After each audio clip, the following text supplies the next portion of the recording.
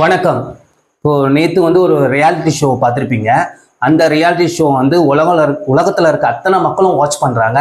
சின்ன குழந்தைலேருந்து பெண்கள் எல்லாருமே ரெகுலராக வாட்ச் பண்ணுற ஒரு ப்ரோக்ராம்.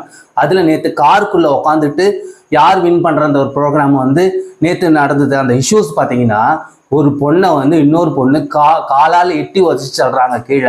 கீழே விழுந்தவங்க ஒரு 2 குழந்தைக்கு தாய். ஒரு சிசரின் ஆனவங்களா இருந்திருக்கலாம், இல்லை வேற எதனா ப்ராப்ளமேட்டிக் உள்ள பிரச்சனை உள்ளவங்களா இருந்திருக்கலாம். விழும்போது எதனா ஆயிருந்தா யாருக்கு பதில் சொல்றது? அதில் ஒரு 2 பேர் சேர்ந்து தள்ளி விடுறாங்க. இது ஒரு ரியாலிட்டி ஷோன்னு நம்ம உட்காந்து பார்த்துட்டு இருக்கோம். பட் நம்மளோட டிஆர்பி ரேட் ஏற்றணுன்றதுக்காக சொல்றாங்களா, இல்லை இது உண்மையான நடந்த நிகழ்வானு தெரியல.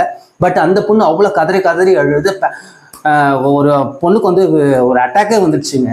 அவ்வளோ ஒரு ப்ராப்ளமேட்டிக் ஒரு கண்டிஷனில் இருக்க ஒரு பொண்ணுக்கு எவ்வளோ ஒரு பிரச்சனை பாருங்க. இது இந்த மாதிரி ஷோஸ் நம்மளுக்கு தேவையா? முதல் கொஸ்டின்ஸ் தேவைன்னா அதுக்கு ஒன்று நார்ம்ஸ் இருக்குல்ல, இப்படிதான் விளையாடணும்னுட்டு அதையே அந்த ப்ரொடியூசர் சொல்லலை. 2வது கொஸ்டின்ஸ். 3வது என்னன்னா, இந்த ஷோஸ்னால அந்த பொண்ணுக்கு என்ன ஆயிருந்தா என்ன பண்ணுவோம்? நம்ம என்ன பண்ணுவோம்? சாரி, இது ஏதாச்சும் அந்த ஒரு ஆக்சிடென்ட்னு சொல்லிடுவோம். ஸோ இந்த ஆக்சிடென்ட் வர்றதுக்கு முன்னாடி தடுக்கிறது தான் அந்த ஷோவோட அத்தனை ஆட்களோட வேலை. அது தவற விட்டுட்டாங்க.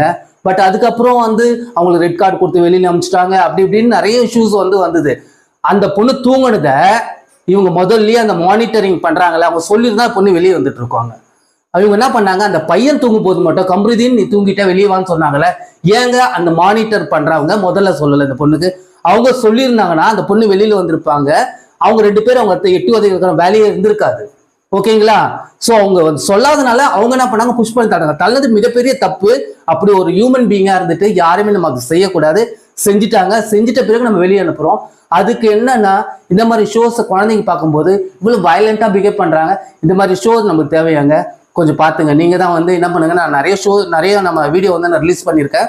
கிட்டத்தட்ட 100 வீடியோக்கு மேலே போட்டிருக்கேன். ஒரு நாளும் என்னோட வீடியோ ஷேர் பண்ண சொன்னதுல கண்டிப்பா இந்த வீடியோ ஷேர் பண்ணுங்க. குழந்தைங்கலாம் பார்த்துட்டோம், அவங்களுக்கு சொல்லித்தாங்க இந்த மாதிரிலாம் இருக்கக்கூடாது, இதெல்லாம் வயலண்டா பிஹேவ் பண்றது நம்ம தான் குழந்தைங்க டீச் பண்ணோம். ஓகேங்களா?